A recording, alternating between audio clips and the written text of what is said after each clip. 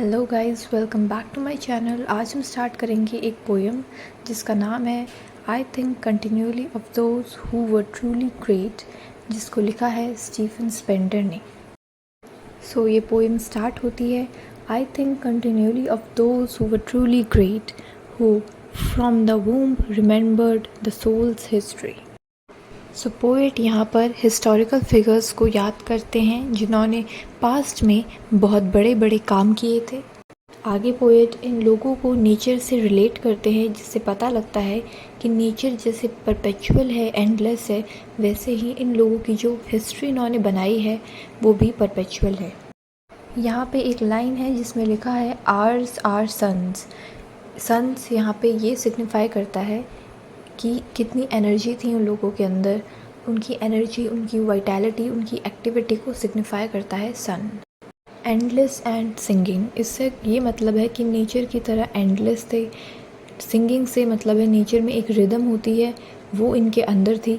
तो एक part of nature ये थे और नेचर ही इनके अंदर था और ये नेचर के एक क्रूशियल पार्ट थे। Lovely ambition was on their lips, इसका ये मतलब है कि उनका जो एम्बिशन था कुछ अचीव करने का, वो उनके दिमाग में हमेशा था।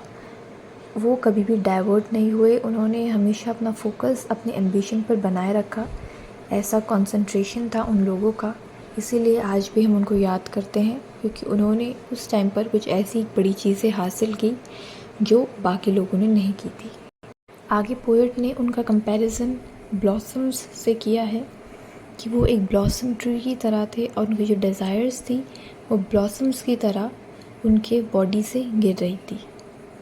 तो इस पोएम में पोएट ने नेचर एलिमेंट डाला है, नेचर का यूज़ किया है इन लोगों की हिस्ट्री को रिलेट करने के लिए। What is precious is never to forget the essential delight of the blood drawn from ageless springs.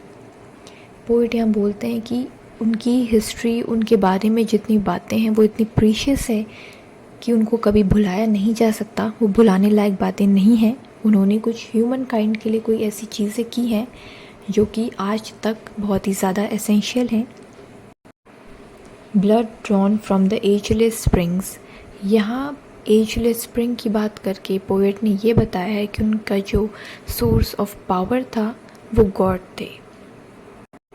Since उनकी ब्लड स्ट्रीम्स में जो ब्लड था वो भी गॉड से इन्फ्लुएंस था, इसीलिए वो एक नॉर्मल ह्यूमन बीइंग से हटकर थे, नॉर्मल ह्यूमन बीइंग से बढ़कर थे, ऐसा पोएट एग्जैजरेट करते हैं। आगे पोएट बोलते हैं breaking through rocks. Breaking through rocks का मतलब ये है कि उन्होंने ऐसी टेरिटरीज एक्सप्लोर की जो कि नॉर्मल ह्यूमन बीइंग नहीं कर पाता, और ऐसा इसीलिए पॉसिबल था क्योंकि उनके जो सोर्स ऑफ पावर थे वो गॉड थे। आगे की लाइंस में पोएट बोलते हैं कि ट्रैफिक ने, नॉइज़ ने, फॉग ने कभी भी इनके स्पिरिट को रोका नहीं, कभी भी इन्हें डिस्करेज नहीं किया कि ये अपने जो फोकस है, अपना जो गोल है उससे भटक जाए। ये हमेशा फोकस्ड रहे। लोगों ने इनके बारे में क्या बोला, इनकी सिचुएशंस फेवरेबल थी या नहीं थी, इनको फ़र्क नहीं पड़ा। इन्होंने सिर्फ अपना एम्बिशन अपने दिमाग में रखा। आगे की लाइंस में बहुत ज़्यादा इमेजरी का यूज़ करते हुए पोएट सिर्फ यही बताना चाहते हैं कि ये जो हिस्टोरिकली ग्रेट फिगर्स है, इन्होंने कैसे करके अपना जो नाम है प्रेजेंट में कायम किया है कि आज तक लोग उन्हें रिमेंबर करते हैं, उनकी अच्छी बातों को याद करते हैं। पोएट बोलते हैं कि उनका जो हार्ट था वो एक फायर सेंटर था। उनके हार्ट में, उनके आइज़ में एक फायर थी कि उनको अपने गोल को अचीव करना है, और अपने गोल को अचीव करने के बाद वो ऑनर के साथ इस अर्थ को लीव कर देते हैं और हेवन में चले जाते हैं।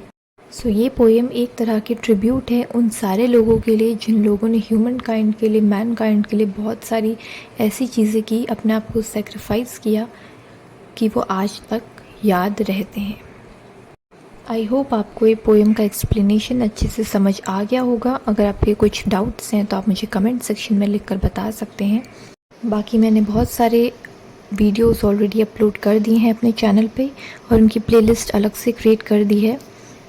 सो अगर आपको पसंद आए ये वीडियो तो subscribe the channel and like the video, and मिलते हैं अपने नेक्स्ट वीडियो में।